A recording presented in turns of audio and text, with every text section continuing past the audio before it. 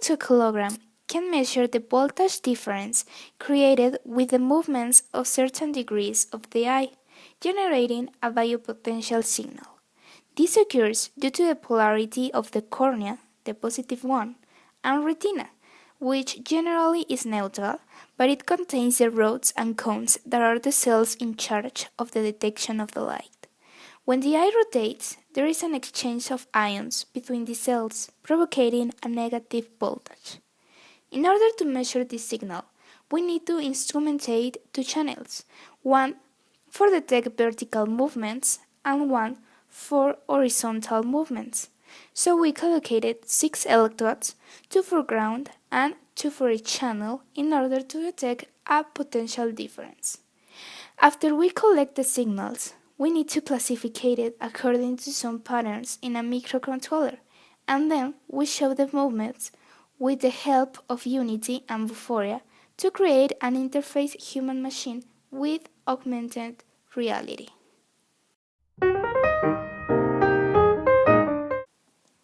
The first step in the project is a basic instrumentation chain. First, we need an amplification, because our EOG signal comes in the order of microvolts, so as we want to observe it correctly, we need to amplify it. So we have an instrumentation amplifier here. There is an 8620 with a gain of 530. The next step is the optoisolator ISO 124 for safety to the patient and to avoid leakage currents. Next, we use the high-pass filter, multiple feedback, with a cutoff frequency of 0.5 Hz, second order, to eliminate the offset. Then, we have a low-pass filter, silent key, second order, with a cutoff frequency of 30 Hz. This is because our signal is in this range and we don't lose any information. It's here. Next, we have a notch filter, twin T, of 60 Hz. This in order to eliminate the noise originated from the socket, and we designed it with a Q of 2.5 in order to make the bandwidth small. This is an important part because almost all the exterior noise can be reduced, and it is here. Then there is a voltage regulator to 3.3 volts to avoid high voltage peaks that can damage the microcontroller, and is in this part. Also, there is an inverse adder to eliminate negative voltage, and finally there is an inverse with a unitary gain to obtain the correct signal.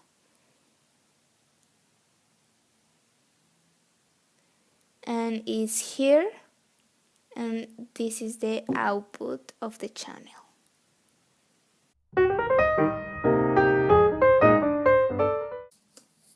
On the oscilloscope, we obtain the signals. This is for up on channel 1, yellow. The high peak is first than the minimum. Down, now the minimum is first than the higher peak. Left, now we observe the other channel, the blue, and the low peak is first. And right, this is inverse, and the last one, the high peak is first. Well, once that the signals were obtained from the channels and the outputs went to the micro, it was made the processing on the PSOC.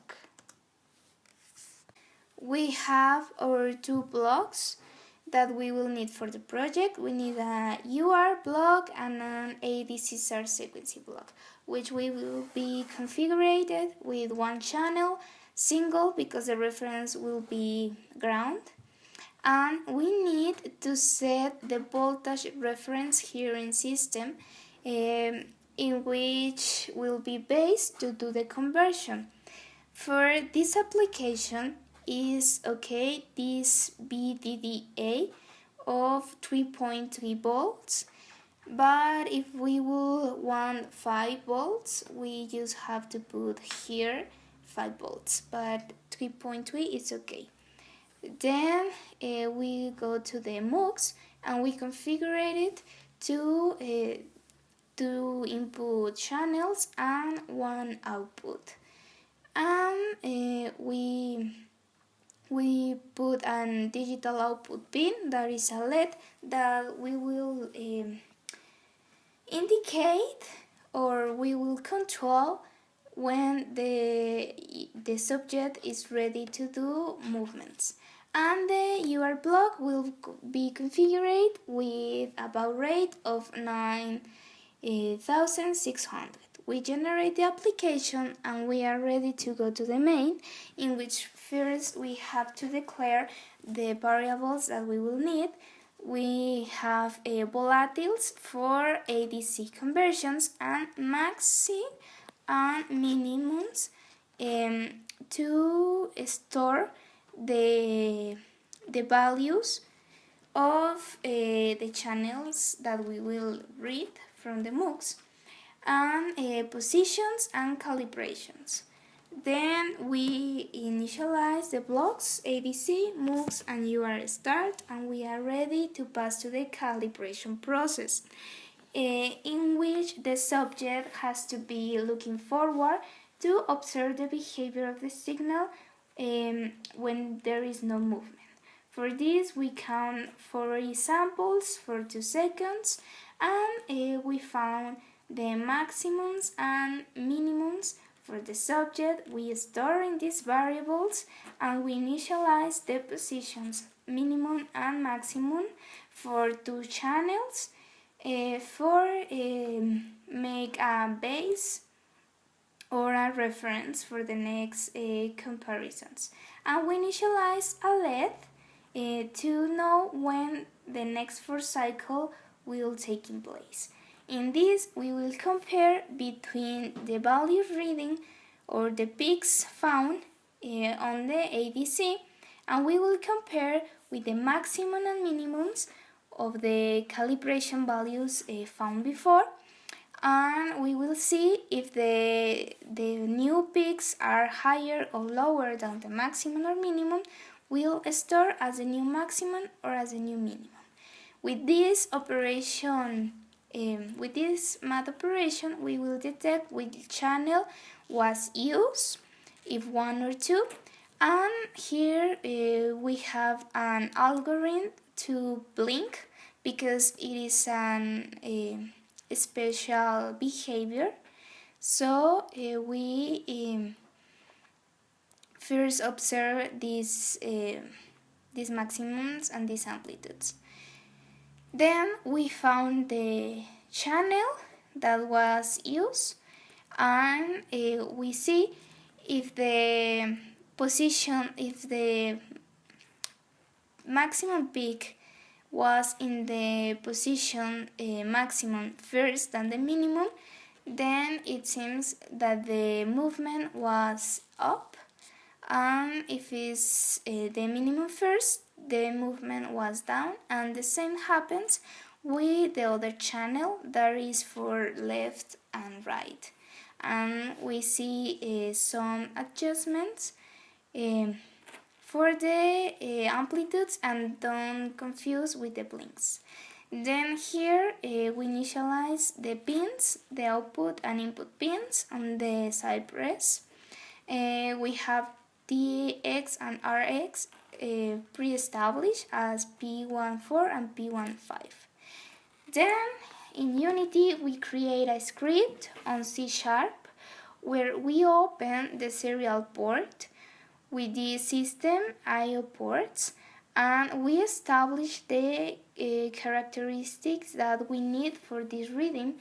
In COM5, the baud rate previously established, no parity, 8 bits, and 1 stop bit. Here we declare the objects that we will control with the characters that we send for the UART of the PSOC. And here in the boy star, We read the serial if there is open, and then in the boy update, if the serial was opened correctly, we store the byte reading in a new variable that is C, and we translate to a void variable move object, and we finally print the serial by read.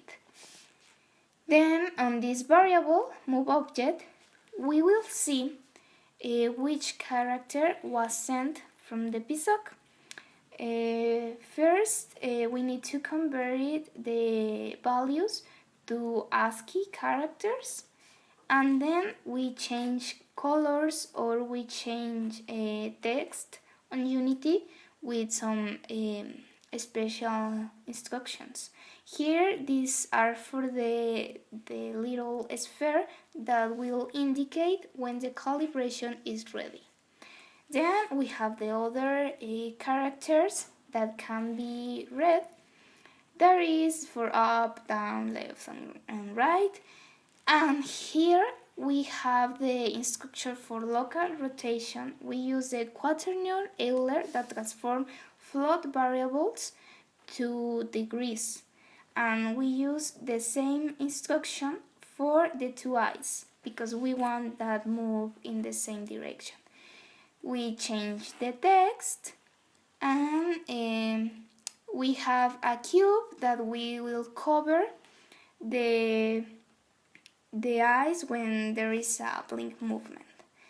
We have the same behavior from when other character is read, and we only have to change the degrees, and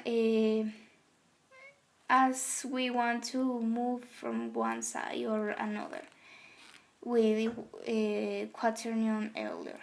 And with local position, we maintain the cube far away because there is no blinking here.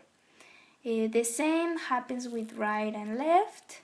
We change the text, we change the color of the little sphere that is for calibration, and here we have the blink movement. Here we have the cube on the position for cover the eyes from the camera, and the sphere is equal in green, and it's all for Unity.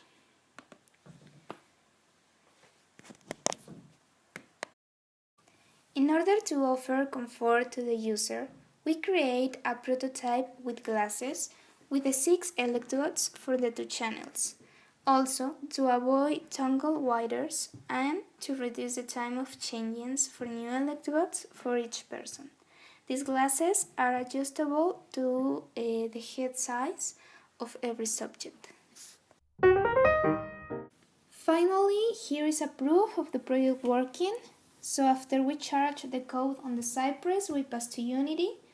This is the screen of the work area. Here we can observe the objects created, and we play the program and positioning the image target previously charged on VUFORIA for augmented reality.